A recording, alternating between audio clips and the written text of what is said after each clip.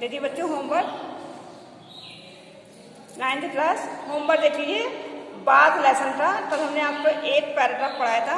आज दूसरा देखिए। तरह बात का तत्व समझना हर एक का काम नहीं है। दूसरों की समझ पर आधिपत्य जमाने युद्ध बात डर सपना भी ऐसे वैसों का साथ नहीं है।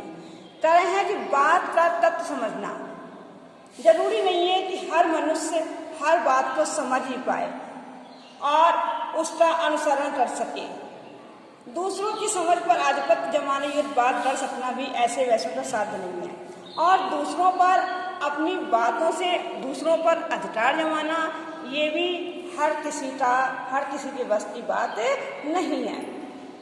बड़े बड़े विशेषज्ञ तथा महाकवियों के जीवन बात ही के समझने और समझाने में व्यतीत हो जाती है कि चाहे जितने बड़े बड़े लोग हों, चाहे वो वैज्ञानिक हों, चाहे वह कवि हों, अपनी बात को समझने और समझाने में शायद वो अपना पूरा जीवन ही बिता देते हैं। सदैव डर की बात के आनंद के आगे सारा संसार तुच्छ जसता है कि लेकिन जो लोग अच्छी बातें करते हैं, जिनके बातों का दूसरों के ऊपर प्रभाव पड़ता है, उनके पास बैठने पर, उनसे अच्छी अच्छी शिक्षा लेने पर, ग्रहण करने पर ये संसार जो है वह छोटा सा लगने लगता है, कुछ समझा जाता है उसे। बालकों की तोतली बातें, सुंदरियों की मीठी मीठी प्यारी प्यारी बातें। मनुष्य कितना भी थका हुआ क्यों ना हो, कितना भी परेशान क्यों ना हो, लेकिन जब वह बच्चों के पास आता है और उसकी मीठी मीठी तोतली बातों को सुनता है तो उसका मन भी प्रसन्न और शांत हो जाता है। वह अपने संघर्ष भरे जीवन को कुछ पल के लिए भूल भी जाता है। सत कवियों की रसीली बातें, सुवक्ताओं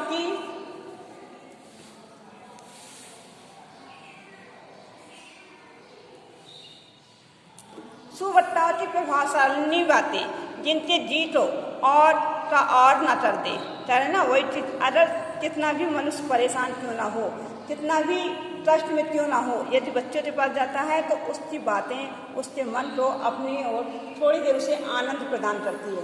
यही बात है कि किसी बड़े के पास जब बैठते हैं, जब उसकी बातें हमें प्रभावित करती हैं तो हमारे मन जो है वह शांत हो जाता है, उसकी बातों से प्रभावित होता है।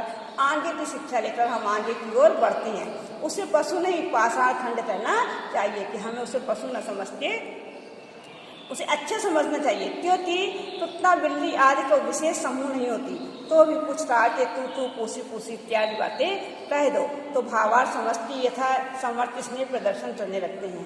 वास्तव में जानवरों में भी प्रेम होता है। वह हम सब लोग नहीं समझ पाते हैं उनकी बातें, लेकिन जब वह आपस में अपनी भाषा में बोलते हैं तो उसमें भी स्नेह दिखाई देता है। फिर वह मनुष्य कैसा कि जिसके चित्त पर दूसरे हृदयवान की बात का असर ना हो, कि फिर मनुष्य कैसा हो सकता है यदि उसकी दूसरी बातों पर, दूसरे के लोगों पर यदि उसका प्रभाव नहीं पड़ता है तो वह मनुष्य नहीं बल्कि एक पशु से भी बदतर उसका जीवन है। जो मनुष्य दूसरों की प्रभावशाली बातों को ग्रहण न कर सके या अपनी बातें प्रभावशाली न बना सके तो वह मनुष्य पशु से भी बदतर जीवन उसका रहता है। बालकों की बातें कैसी होती हैं, यहाँ भी रूप फिर गद्यांश का संदर्भ तो आप एक बार संदर्भ लिख चुके हैं, तो अब आप यहाँ पर पाठ और लेखक का नाम लिख दीजिएगा। रेखांकित अंश की व्याख्या और बालकों की बातें कैसी होती हैं। बालकों की बातें मन को आकर्षित करती हैं, उनकी तोतली बातें मन को आनंद प्रदान करती हैं और कुछ पल के लिए इंसान जो है वह आनंद में डूब जाता है। इस अवतरण में पाषाण खंड से क्या आशय है कि यदि मनुष्य दूसरों की बातों से प्रभावशाली नहीं होता है, यदि दूसरों से आकर्षित नहीं होता है, यदि वह अपनी बातों से भी दूसरों को आकर्षित नहीं कर पाता है तो उसे पाषाण खंड अर्थात पत्थर के समान समझना चाहिए। आज के लिए इतना ही होमवर्क है।